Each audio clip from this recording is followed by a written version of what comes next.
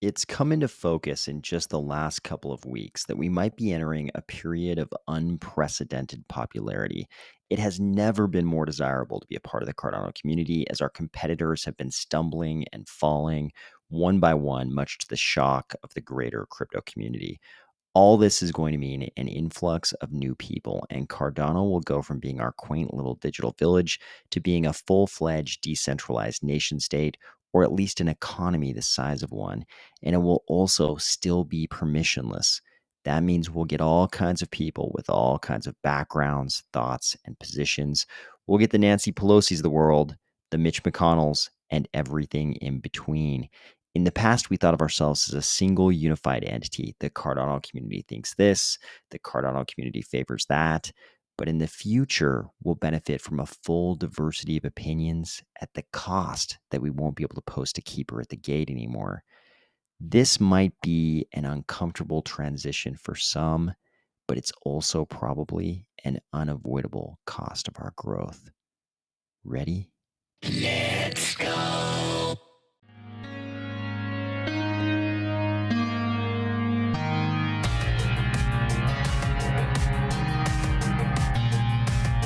Today, we're going to discuss big crypto social media personalities moving into more Cardano coverage and the reception they're getting from the Cardano community, Cardano joining the Linux Foundation, MinSwap asking their community to decide some issues around revenue sharing, and the EVM world confronting the possibility that UTxO might bring some new solutions to the table. If you sometimes mentally are more a resident of the city of Cardano than of your actual home municipality, see, we're not even going nation state yet, we're just talking city level right now.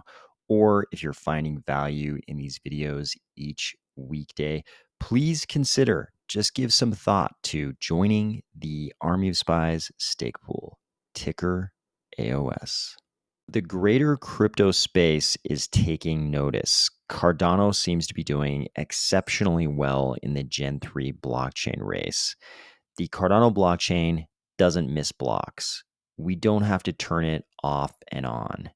We don't suffer these gigantic $100 million hacks and exploits. We don't seem to be a part of the robbery forest yet.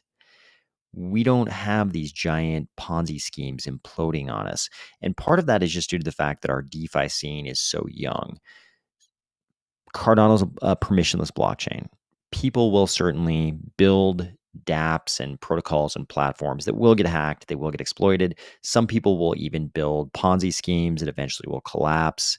You can't prevent these things in a permissionless blockchain ecosystem. But by all the metrics that you can measure a blockchain by, that a blockchain can actually, the blockchain developers can actually control, all the things that are native to the blockchain itself, Cardano seems to be doing an exceptional job in this Gen 3 blockchain race. And we still haven't even seen what Ethereum is going to look like past the merge. So there's a lot of uncertainty about what Ethereum proof of stake is going to look like, but the entire crypto scene already knows what Cardano proof of stake looks like, and it looks pretty good.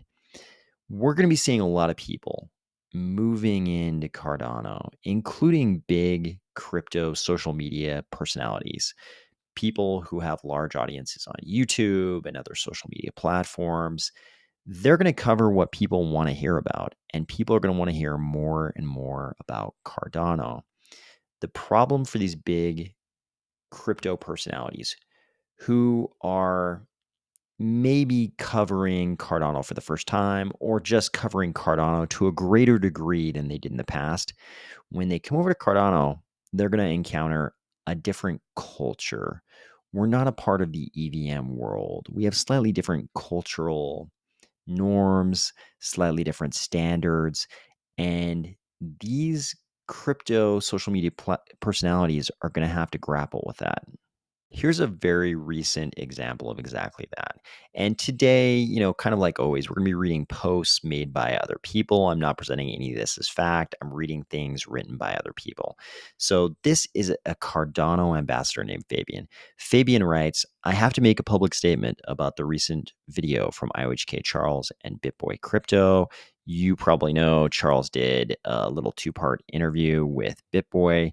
Fabian says, I'm not going to post the link to that video because I feel like we shouldn't give such fraudster even a bigger platform.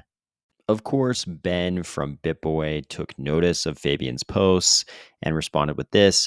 This is why these people have no credibility. In January, we committed to never doing sponsored videos or posts again, but never been laid. Fabian here doesn't know that. List the coins below that I've done that with. List them. I love how Fabian in his profile pic has glasses. So he went to Fabian, who's never been laid. Sure, BitBoy would say that it was more the tone of Fabian's post and not so much his glasses that led him to characterize him that way, but still pretty funny. At some point in Fabian's thread, though, he does lay out the basis for his feelings against BitBoy. In his words, he says, source for my claim against BitBoy. And then he points to a thread from Zach XBT, which, according to this, is a 264,000 follower Twitter account. Zach XBT says, let's review all the direct scams BitBoy has worked with in the past. Just in case you forgot, here's the flyer with how much he charges. And again, this is written by Zach XBT. I am not presenting any of this as fact. He says, I received this a while back by posing as a project interested in a promotion. And we won't go into the details of this thread, but he talks about, if I remember correctly, he talks about a bunch of different projects that he says were sort of promoted on one of the channels associated with BitBoy. And we won't go into the details of that. I'll let you go read the thread if you want to read about what Zach XBT has to say about all those projects and what became of those projects. As you would guess, there have been, allegations that a bunch of those projects were rug pulls and things like that. But he points this flyer with BitBoy's, what he says are BitBoy's prices for doing various things. A dedicated review, $35,000. A live stream mention, $20,000. A YouTube interview, $40,000. A Telegram AMA in Bit Squad hosted by the cat, $10,000. A website article, $2,500. Most of you probably already know, but in case anybody's wondering, the answer is no, I have never, ever done this. I have never had any kind of sponsored or featured content on the channel. No project has ever given me any money or any other asset whatsoever. I get emails every single week from various types of projects, both inside and outside Cardano, who want to give me something in exchange for being on the channel. And I've never accepted a single thing. Even projects within Cardano that I like have offered me things like NFTs to do certain things on the channel. And I've always refused because I think it could bias the content. I always want to be giving you my 100% most honest thoughts. And I think if anybody gave me anything, it would probably bias me pretty heavily. I already, obviously own crypto assets, and I try to be very transparent about what I own if we're talking about it. You've heard me many, many times talk about which DeFi projects and which metaverse projects I own assets of, but I've never, ever taken any of the money that's been offered to me to do interviews and AMAs or anything like that. Because I think it would bias the content too much. The most I think you could ever see, maybe one day we'll get to the point where we'll have like a sponsor of the video, and right at the start of the video, I might say, this video is sponsored by blank, but I'm having a really hard time trying to decide what kinds of projects I would be willing to let sponsor a video. And that's why I've never even done that so far. But it could be a thing like the Rogan podcast, where at the very start of the video, the very start of the podcast or video, he says, this podcast is sponsored by blank. We could have something like that, but you will never see me doing any kind of sponsored content where I pretend to do a news item, but it's really just some kind of a commercial for that product. At most, you would see this video is sponsored by blank. a little blurb right at the start, and that would be it. But I've actually never even done that up to this point. I've never taken any money whatsoever from any project. For the record, while I've never done it myself, I think it's fine for YouTubers to get paid for doing things like interviews on their channel, but they need to disclose it. If they're covering a project because they're getting paid to cover that project, they need to let the audience know, because it changes how we consume that information. It changes how we internalize what the YouTuber is presenting. There are two different circumstances. One is, my favorite YouTuber is deeply interested in this project, and that's why it's on their channel. Another scenario is, my favorite YouTuber is getting paid some huge amount of money to cover this project, and that's why it's on their channel. You're going to consume the information they present differently in those two scenarios. So I really think YouTubers should disclose to the audience when coverage of a project is being paid for. And I think we'd all be pretty surprised if we found out how often our favorite YouTuber is presenting information to us only because they're getting paid to do so by the project. In any case, I think we're going to see more and more of this. A lot of crypto personalities are going to start moving into Cardano, and they'll probably be surprised when they get a little bit of friction for things they may have promoted in the past over in the EVM world. As many of you suspected, there was more to the Cardano and Linux story than we knew even just yesterday. This post came out from the Linux Foundation. Big news: Cardano joins the Linux Foundation as a gold member. This is great news. Cardano has strongly embraced the open source movement. All of the Cardano code is open source. Cardano in general promotes open source paradigms for all the projects building on Cardano. There's kind of a tremendous amount of pressure for projects on Cardano to open source their code.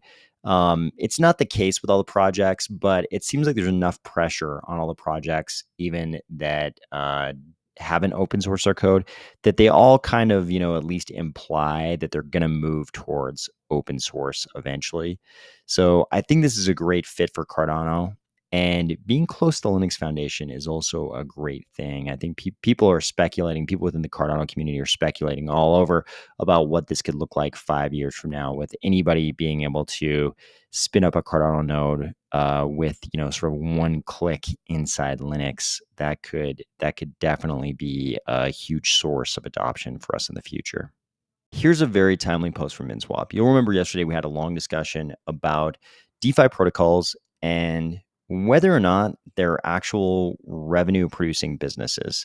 MinSwap says, when Min utility, before we implement any Min utility, we need your insights. There are different tokenomic models and revenue sources we can tap into. Read on to learn more.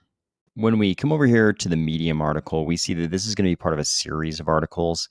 And they start out by kind of laying out the basics, the framework of the discussion we're about to have. They say, hey, as far as DEXs go, we've got three big types of tokens we're dealing with. Governance tokens, which typically have to do with voting in governance initiatives. Revenue sharing tokens, and V tokens, voting escrow tokens. And they give you a little basic explanation of what each of those is.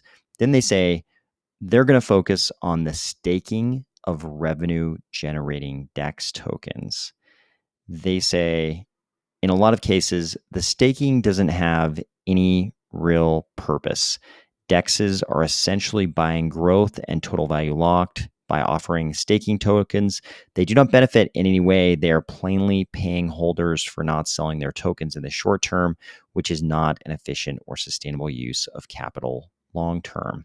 So they say, hey, we know there's staking in a lot of DEXs, staking of revenue generating tokens, but there's not really any real benefit to this staking. They're just engaging in use of the staking label because we have staking from proof of stake networks. And it's really just a way for them to bribe you to not sell your tokens in the short term. But they think this is a counterproductive use of capital. Then down below here, they get to the crux of the matter, and they quote the exact same tweet we had in the video yesterday.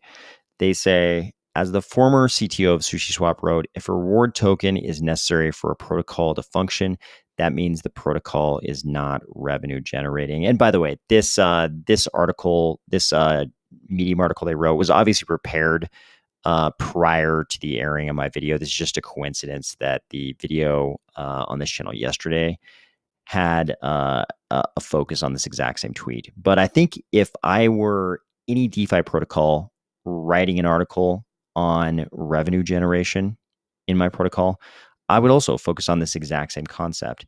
If a reward token is necessary for a protocol to function, that means it's a Ponzi scheme and the protocol is not a revenue generating business. And MinSwap is asking the right question here. They're saying, so is MinSwap a revenue generating protocol? I like this. Instead of, you can imagine any DeFi project being very defensive about this question. Instead, MinSwap is asking the question, are we a revenue generating protocol? And they say, actually, some potential revenue generation sources have been identified. And then they're going to go through and run down each of these potential sources. It looks like they've got 4 in this article. The first is LP fees. They say protocol fees are set at 0.3% for swapping on all liquidity pools. Profit sharing could be turned on, which would mean 0.05% of swapping fees paid on the DEX would go to a profit sharing treasury, and the remaining 0.25% would go to LPs. The question is, once those tokens are in the profit sharing treasury, what should be done with them? Next possibility is batcher fees. They say users currently pay a fixed fee of 2 ADA in terms of batcher fees currently. That being said, some efficiencies could be added, turning some of this operating cost into revenue and redirecting a percentage of the ADA obtained as revenue. Farming rewards from POL. POL is protocol-owned liquidity. They say currently MinSwap owns around 34.78% of the Min ADA pool, which is not being farmed. This protocol-owned liquidity could start farming, and all Min generated from it redirected as revenue. Final option, ADA staking rewards. Currently, all ADA in the MinSwap liquidity pool is staked in the MinSwap private pool, with the ADA rewards going to the DAO treasury, as was voted, and they have a link. However, the capability to redirect ADA staking rewards to ADA liquidity providers could be implemented. That being said, one could argue that even though ADA staking rewards come from ADA staked by LPs, these LPs get compensated in Min tokens, and thus a percentage of their ADA staking rewards could be distributed as revenue as well. I actually applaud this kind of investigation. Instead of being defensive about this question, are we a revenue generating business, or do we fall into this other category as laid out in this framework by the former SushiSwap CTO? They could have been defensive about that, but instead they're just asking, okay, how do we generate the revenue? Here are 4 possibilities. They say, we hope this article gives an overview of some of the research the MinSwap team has done in order to devise a model that solves for the pain points mentioned above. We would like the MinSwap community to answer some key questions in the following forum proposal and weigh in on the utility and role of the Min token going forward. I don't think I actually own any Min tokens whatsoever. But if I did, I would probably pop into the governance forum here and let them know what I thought. Finally, here's an interesting little microcosm of what's going on across this sort of blockchain, smart contract blockchain space. So I think the EVM world is sort of having to confront whether or not UTxO architecture actually brings some new solutions to the table, because I think a lot of the smart contract blockchain space is so focused on the EVM world, they haven't really considered that maybe other architectures, maybe other designs solve a lot of the problems that seem unsolvable in the EVM space. Here's Joseph DeLong again. I know we're getting like battered with his tweets lately, but it's him again. He says, here's my hot take. Impermanent loss is not a solvable problem in the protocol design. And here we have a tweet from TCT. We like the trees. Not in the outdated accounting model that you are trying to build on. I would suggest educating yourself on UTxO. And yes, the Cardano Community white paper is a great place to start. Down below here, Riley chimes in about one-sided liquidity and some of the things the MuesliSwap team is doing. Later on in the thread, Genius Shield jumps in and says, "Hey, Joseph, we're building an order book style DEX on Cardano, and this is how we deal with impermanent loss. There are solutions." And then they posted a video, which is a pretty straightforward explanation of how Genius DEX is using concentrated liquidity to achieve what they describe as no impermanent loss. Down below here, we also got a comment from Maladex who says, "Impermanent loss can be solved to the point where it is negligible." And it's kind of understandable that somebody from the EVM world would straight up say impermanent loss is not a solvable problem in the protocol design, because the only protocol designs they're thinking of are EVM account balance protocol designs. But in the UTxO world, we have UTxOs, unspent transaction outputs. So you can be an LP, you can be a liquidity provider and provide your liquidity in a single UTxO, which means you can say, "Hey, this UTxO is my liquidity, the liquidity I'm providing, and you can make it conditional. It's only going to be operable. This is only a liquidity provision across this range of prices of the assets in the trading pair." So you can say, "Hey, I'm providing liquidity, but only if the prices of the two assets stay really close and we don't incur any or much impermanent loss." Those are the conditions under which this UTxO can be treated as liquidity for the entire pool. So whether we call it fragmented liquidity or concentrated liquidity, it's something that becomes pretty doable, pretty practical in a UTxO context. They've tried this in the EVM world. I believe there are iterations of Uniswap that involve some level of concentrated liquidity, but it's a lot harder in the EVM account balance world because you deposit your liquidity, you deposit assets into the pool as a liquidity provider, and it's just sort of in the balance. It's a part of the balance of assets in that smart contract, in that account that corresponds to the liquidity pool. It's just kind of sloshing around in there. But in UTxO, your liquidity provision can be its own discrete provision of liquidity that can be conditional upon the prices staying within a certain range. I think Cardano and where we're going to go with EUTXO DeFi is going to turn a lot of heads. I hope you're having a great week, and I will talk to you tomorrow.